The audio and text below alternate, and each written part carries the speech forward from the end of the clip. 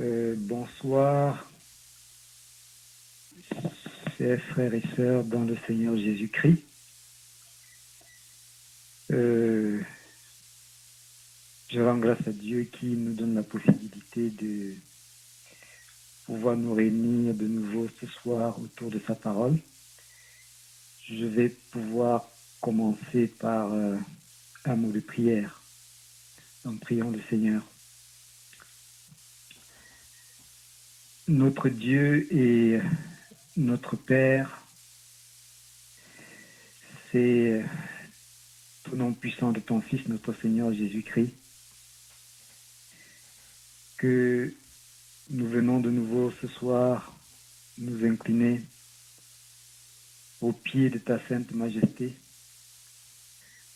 pour t'exprimer toute notre reconnaissance. Toi qui n'as pas hésité à envoyer ton propre Fils afin qu'il soit entre tes mains le puissant et le parfait instrument de notre rédemption. Nous te bénissons pour la personne bénie de ton Fils, notre Seigneur Jésus-Christ, lui qui du riche qu'il était, s'est fait pauvre, afin que par sa pauvreté, nous soyons enrichis. Nous te bénissons pour lui, ô Dieu, car il n'a pas regardé son égalité avec toi comme une fois à arracher, mais il s'est humilié. Il s'est humilié jusqu'à la mort, et jusqu'à la mort même de la croix. Oui, à la croix, ô Dieu, ta grâce a été puissamment manifestée, en ce que l'ordonnance qui nous condamnait a été clouée par ton cher Fils. Lui qui après avoir accompli l'œuvre de la rédemption, a dû s'écrier « Tout est accompli ». Oui, notre Dieu et notre Père, ce soir encore, c'est avec le cœur pleinement reconnaissant que nous venons à tes pieds et dis merci pour cette grâce, cette faveur imméritée que tu as accordée, non pas seulement à ceux qui sont sauvés, mais également à tous les hommes, et plus précisément, ô Dieu, à tous ceux qui ce soir encore vont écouter le message de l'Évangile, la bonne nouvelle du salut. Nous remettons toutes choses entre tes mains et nous te supplions, ô Dieu, d'ouvrir toi-même notre saine intelligence afin que nous puissions parfaitement comprendre le message de ton évangile de ce soir. Que ton nom, ô Dieu, soit béni et que le nom de ton Fils, notre Seigneur Jésus-Christ, soit également parfaitement élevé et exalté. C'est en son nom précieux que nous prions. Amen.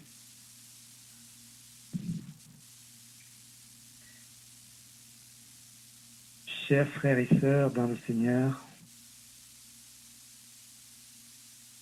ce soir,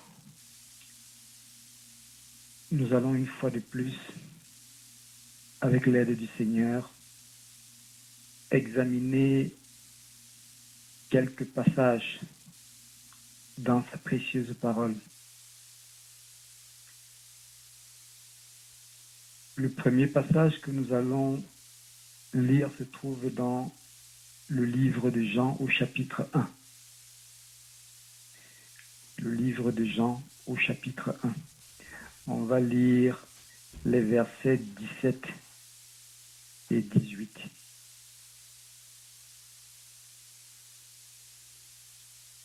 Jean chapitre 1, versets 17 et 18.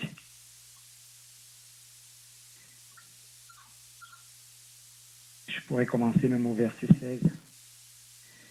Et nous avons tous reçu de sa plénitude et grâce sur grâce, car la loi a été donnée par Moïse, la grâce et la vérité sont venues par Jésus-Christ. Personne n'a jamais vu Dieu, Dieu le Fils unique, qui est dans le sein du Père, et celui qui l'a fait connaître. Le deuxième passage que nous allons considérer également ce soir se trouve dans l'épître de Paul aux Romains, au chapitre 9. Donc Romains, chapitre 9, versets 30 à 33. Romains, chapitre 9, versets 30 à 33. Là, il est écrit: que dirons-nous donc? Les païens qui ne cherchaient pas la justice ont obtenu la justice qui vient de la foi. Tandis qu'Israël, qui cherchait une loi de justice, n'est pas parvenu à cette loi. Pourquoi? Parce qu'Israël l'a cherché non par la foi, mais comme provenant des œuvres.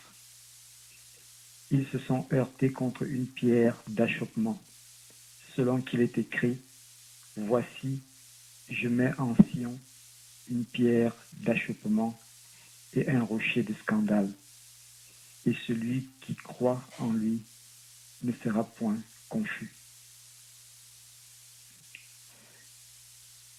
Le troisième passage que nous allons considérer ce soir se trouve dans l'épître de Paul aux Éphésiens, chapitre 2. On va lire les versets 8 à 10.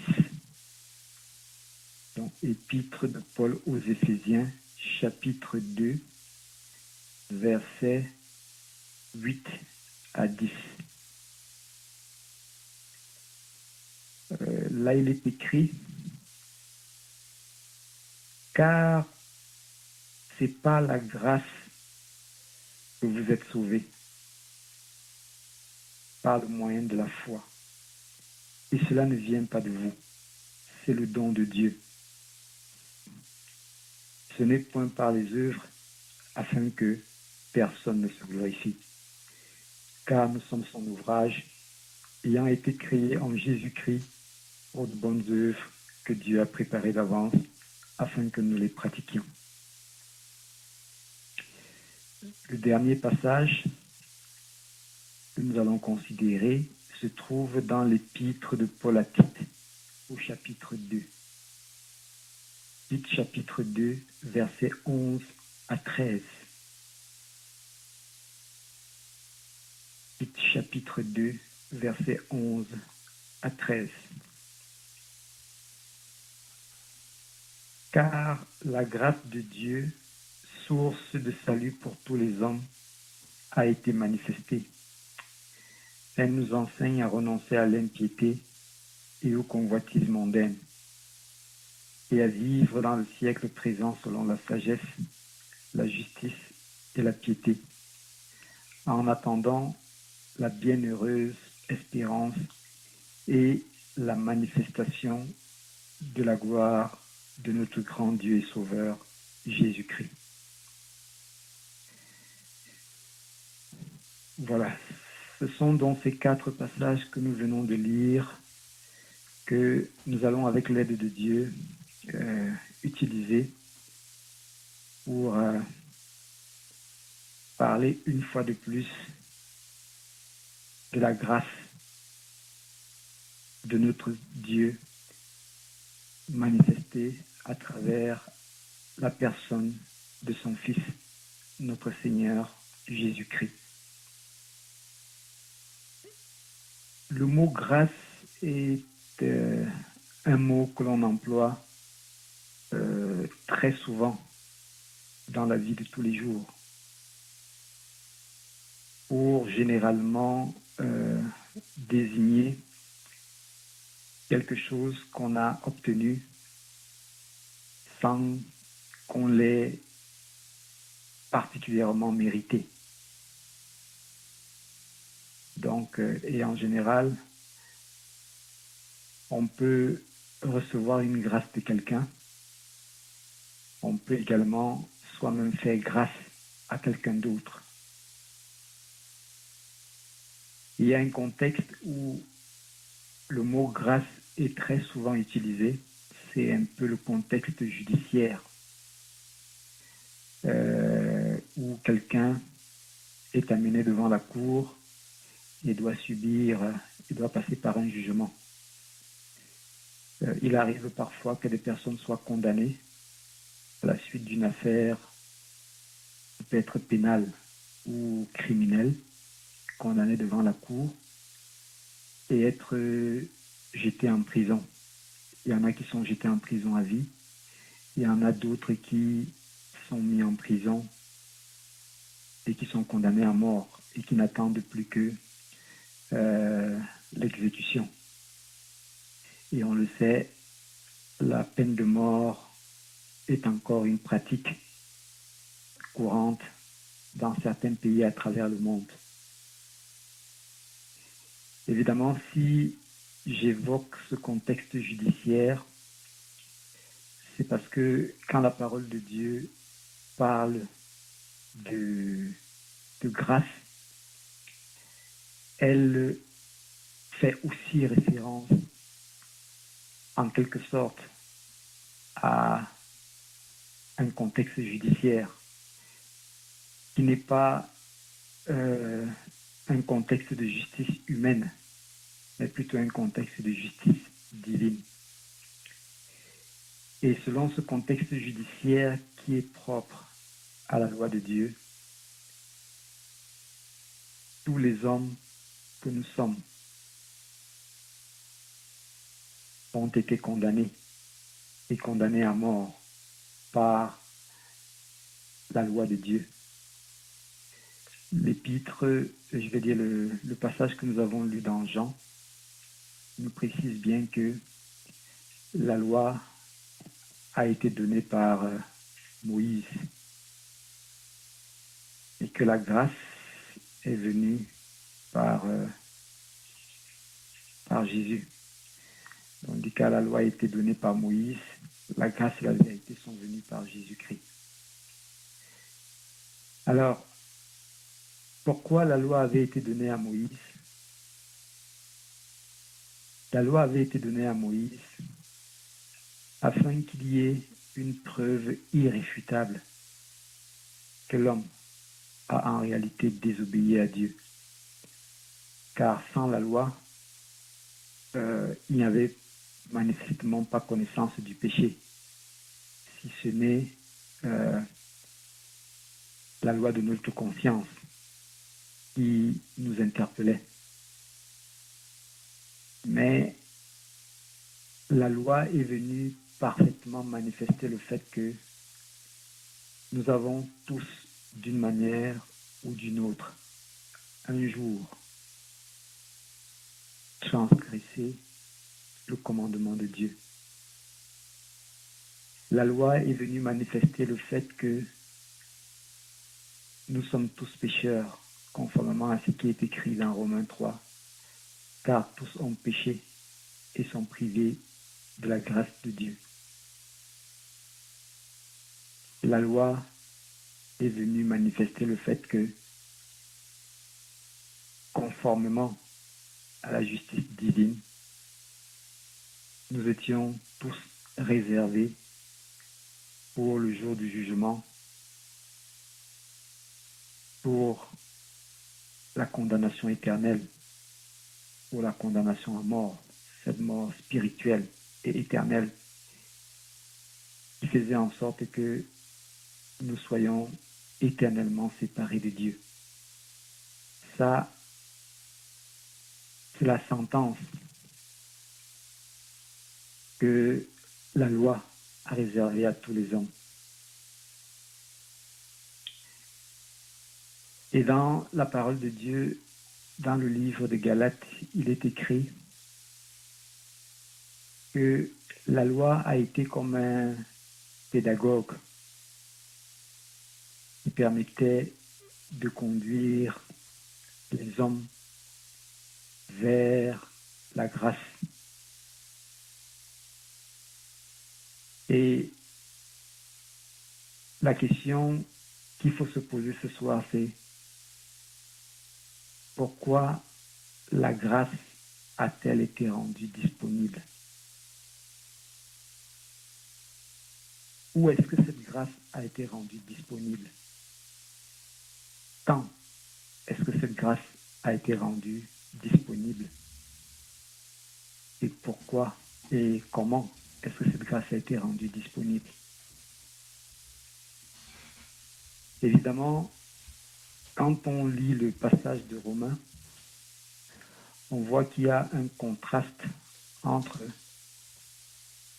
ceux qui recherchaient les faveurs de la justice divine à travers le recours à la grâce au moyen de la foi, et ceux qui recherchaient les faveurs de la justice divine en s'appuyant sur une loi de justice qui viendrait de leurs propres œuvres. Et là encore, la parole de Dieu est tout à fait solennelle. C'est que celui qui recherche une loi de justice est d'emblée perdu.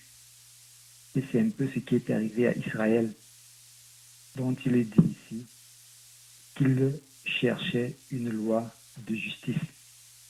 Et la parole dit qu'elle n'est pas parvenue à cette loi. Parce que Israël l'a cherchée non pas par la foi, mais comme provenant des œuvres. Donc du point de vue de la justice humaine, de la justice divine, autant pour moi, le salut auquel Dieu appelle les hommes est un salut qui ne se mérite pas. C'est un salut qui ne repose sur aucune œuvre qui viendrait la justifier. C'est un salut qui ne repose sur aucun acte que l'homme aurait fait et qui aurait plu au cœur de Dieu. Le seul véritable acte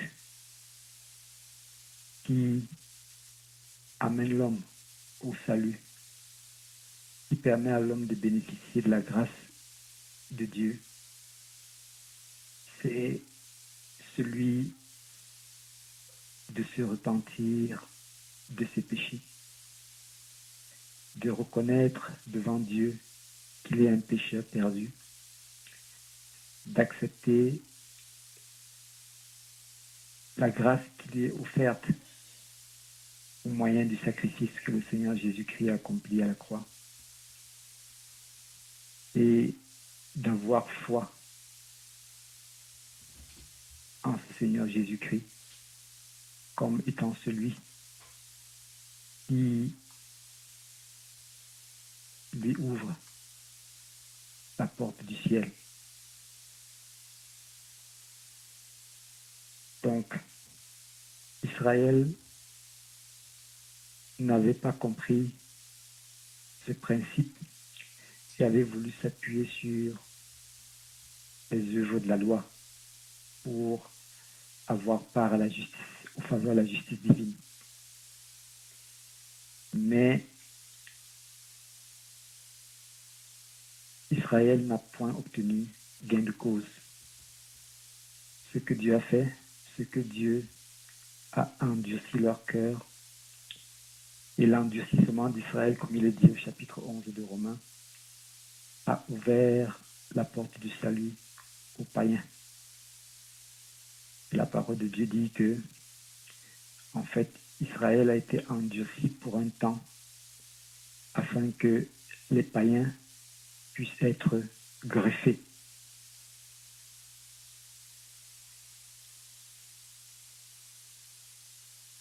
Donc, ce qu'on peut se rappeler ce soir, parce que je sais que c'est un message que beaucoup ont déjà entendu, c'est que le salut de Dieu ne se mérite pas.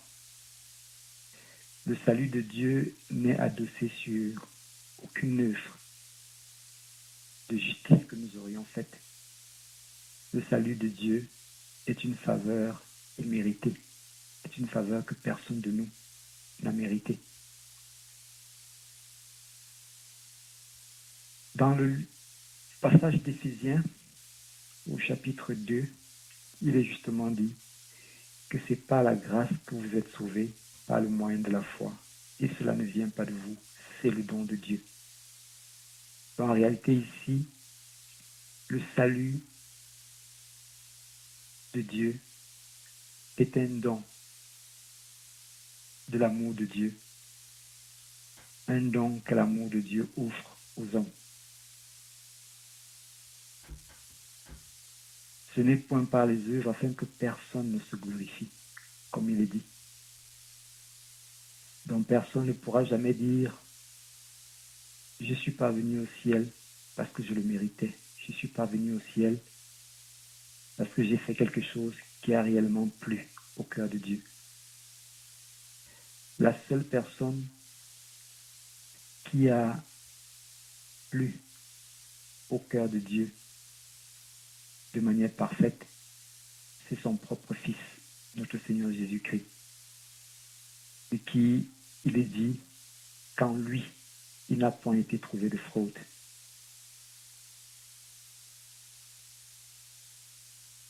Donc, conformément à ce passage d'Éphésiens qu'on vient de lire, la grâce est obtenue au moyen de la foi. Et cela vient de Dieu. C'est un don de Dieu. Dans le dernier passage que nous avons touché, qui parle toujours de la grâce, dans le livre des Tites, dans l'épître des Tites, car la grâce de Dieu, source de salut pour tous les hommes, a été manifestée. Alors, ici, quand est-ce que cette grâce a été manifestée? Évidemment, si l'on veut tenir compte de la préconnaissance et de la préscience de Dieu, qui est omniscient et qui sait toutes choses, et puis dès avant la fondation du monde, on peut dire que cette grâce a été manifestée aussi dès avant la fondation du monde. Car Dieu, qui sait toutes choses, qui sait ce qui va arriver, avait déjà préparé à l'avance son plan de rédemption.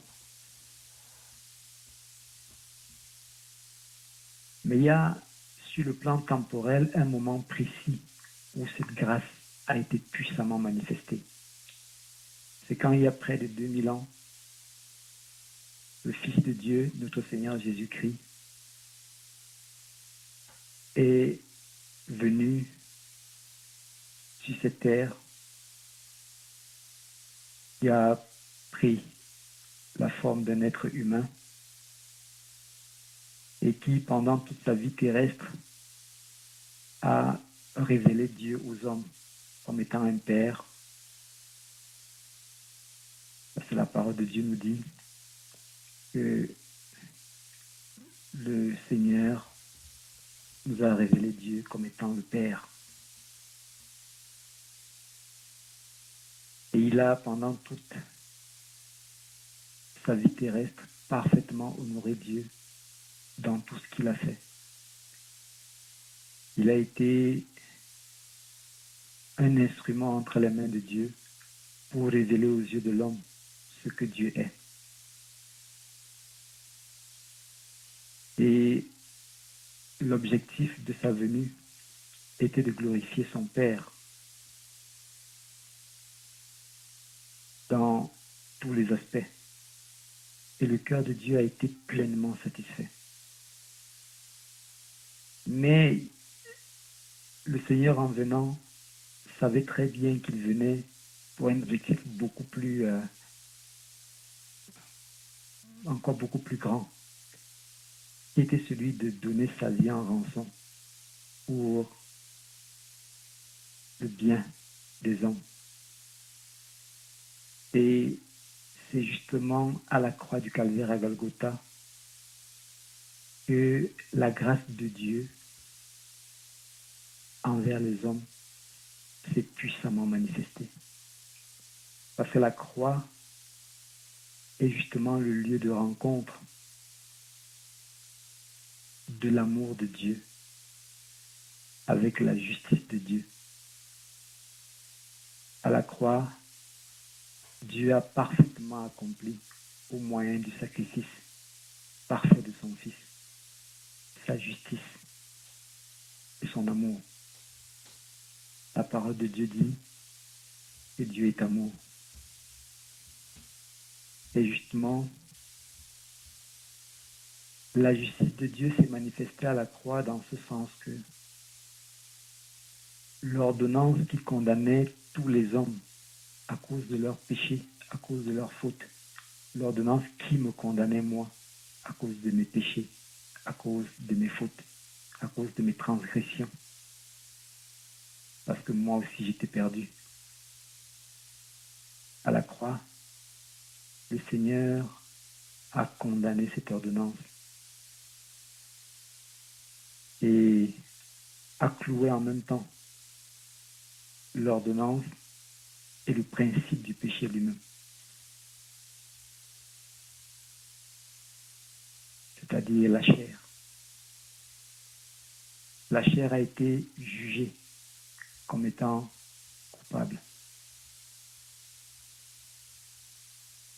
À la croix, l'amour de Dieu a également été parfaitement manifesté en ce que le sacrifice du Seigneur Jésus-Christ à la croix a offert une unique opportunité à l'homme d'être sauvé sans avoir fait aucune œuvre, d'être sauvé en acceptant simplement que ce sacrifice a été fait à cause de lui et pour lui,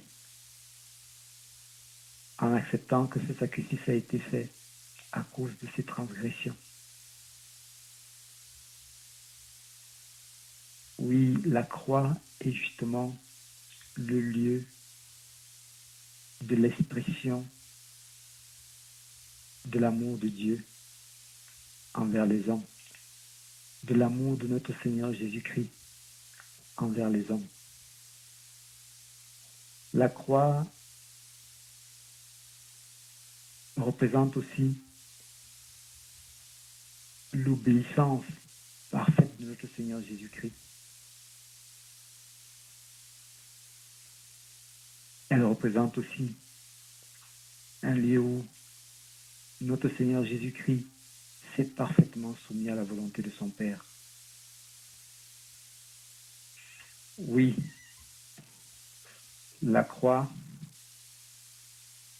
nous parle véritablement de la grâce souveraine de notre Seigneur et de notre Dieu. Donc là, nous voyons où est-ce que cette grâce a été manifestée, quand est-ce que cette grâce a été manifestée, et pourquoi est-ce que cette grâce a été manifestée. C'était afin que nous parvenions tous au salut. Car ce que Dieu veut, c'est que tous les hommes soient sauvés et parviennent au salut de leur âme.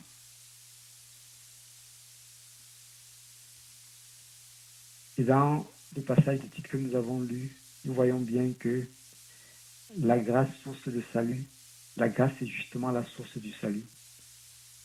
Et c'est une source de salut pour tous les hommes. Il n'y a pas une catégorie d'hommes à qui la grâce est réservée et une autre catégorie qui en sont exclus. Tous les hommes sont concernés par cette grâce. Tous les hommes ont accès à cette grâce. Il n'y a personne qui est au-dessus de cette grâce pour ne pas en avoir besoin. Et il n'y a personne qui est au-dessous de cette grâce pour ne pas pouvoir en bénéficier.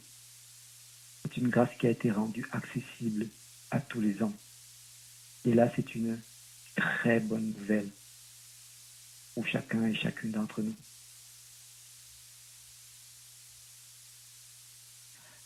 La grâce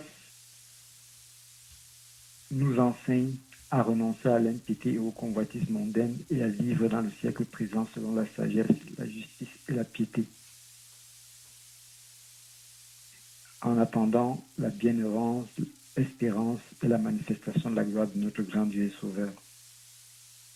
Évidemment, pour ceux qui ont l'habitude de lire la version Darby, là il dit que la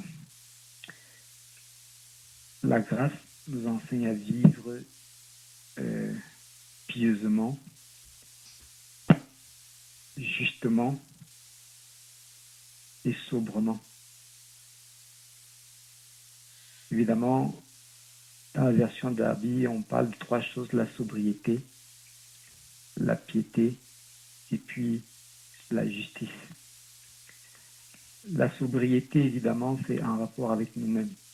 Là, c'est un peu les conséquences de la grâce de Dieu manifestée dans la vie de celui qui en bénéficie. Ça montre que Dieu n'a pas sauvé l'homme seulement pour être sauvé. Dieu a sauvé l'homme afin que l'homme puisse désormais vivre une vie qui glorifie son Dieu. Donc, le salut en lui-même n'est pas une fin en soi. Mais comme la parole de Dieu l'a dit, ce que nous avons vu dans Éphésiens 2, nous avons été sauvés en vue de pratiquer des œuvres que Dieu a d'avance préparées pour nous. Et dans Tite ici, on nous donne 3 aspects justement de ces œuvres. Il y a la sobriété. La sobriété, c'est un peu la vie de piété par rapport à nous-mêmes. Il faut être sobre. La sobriété, ça s'oppose un peu aux excès. Il faut, en toute chose, apprendre à voir la bonne mesure. La parole de Dieu condamne des excès de tout ordre. Cette sobriété concerne notre façon de parler, concerne notre façon même de manger. La parole de Dieu condamne les excès de table, par exemple, qui sont un peu contraires à la sobriété.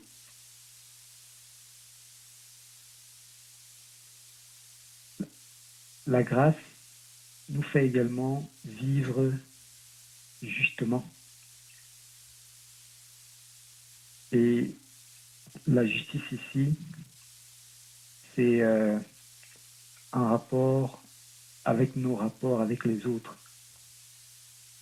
Il faut être juste dans nos rapports avec nos semblables, avec les autres. Et ne pas avoir des comportements, bien des attitudes qui peuvent être contraires à la nature même de Dieu. Par la parole de Dieu dit que Dieu est juste et que son sceptre est un sceptre de justice et d'équité. La troisième des choses, c'est la piété elle-même. Ça, c'est maintenant notre attitude par rapport à Dieu lui-même. Donc Dieu, une fois que nous sommes sauvés, une fois que nous avons bénéficié de sa grâce au moyen de la foi, en l'œuvre que son Fils a accomplie à la croix, il nous donne les armes pour pouvoir vivre pieusement, pour pouvoir mener une vie qui lui est en permanence agréable. Il y a une autre chose qui apparaît ici, qui est toujours une des conséquences de la grâce, c'est que celui qui est sauvé attend la bienheureuse espérance de la manifestation de la gloire de notre grand Dieu et Sauveur Jésus-Christ. L'espérance du chrétien n'est pas une espérance dans les choses de la terre, dans les choses du siècle présent. Quand nous sommes sauvés, le Seigneur veut que nous menions une vie qui soit pleine de sobriété, pleine de justice, pleine de piété. Mais il veut également que nous vivions dans l'attente de la manifestation de son Fils. Pour tous ceux qui sont sauvés, nous savons que le grand événement que nous attendons maintenant, c'est notre réunion avec notre Seigneur Jésus-Christ qui viendra dans les airs, enlever avec lui tous ceux qui sont sauvés. Et c'est ça, l'espérance du chrétien. C'est d'attendre le retour de notre Seigneur Jésus-Christ. Et en attendant le retour de notre Seigneur Jésus-Christ, que nous soyons trouvés en train de pratiquer les œuvres que Dieu a d'avance préparées pour nous afin que nous les pratiquions. Mais là encore, c'est une grâce. Pratiquer les œuvres que Dieu a d'avance préparées pour nous, c'est une autre grâce. Donc en définitive, si on veut tirer une conclusion pour le message de ce soir, c'est que la grâce de Dieu a été rendue disponible. Et elle a été rendue disponible au travers du sacrifice parfait que le Fils de Dieu, notre Seigneur Jésus-Christ, a accompli à la croix. Et que cette grâce, non seulement nous sauve de la perdition et nous sauve de la condamnation éternelle, mais que dans notre vie au quotidien, cette grâce continue à nous accompagner chaque jour afin que nous puissions vivre pieusement, justement et sobrement en attendant le retour prochain et certain de notre Seigneur Jésus-Christ. Donc s'il y a des personnes qui dans la salle ce soir ne sont pas encore, qui dans cette étude de ce soir ne sont pas encore sauvées, c'est toujours une occasion de prêter une oreille attentive au message du salut. Car comme il dit dans Hébreu, c'est aujourd'hui même le jour du salut. Et n'endurcissez pas vos cœurs si vous entendez ce message. C'est aujourd'hui le jour du salut. Et mon ami, toi qui écoutes ce soir, si tu n'es pas sauvé, la grâce est disponible pour toi.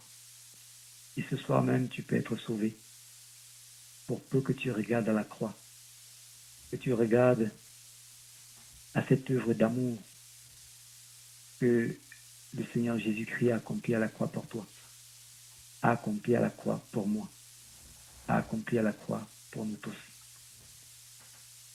Que le Seigneur soit béni et que cette grâce, cette faveur imméritée que Dieu a rendue disponible puisse être accessible à tous ceux qui nous écoutent ce soir. Au nom puissant de notre Seigneur Jésus-Christ, nous rendons grâce à Dieu et nous disons merci pour ce message de grâce qui nous adresse encore ce soir. Amen.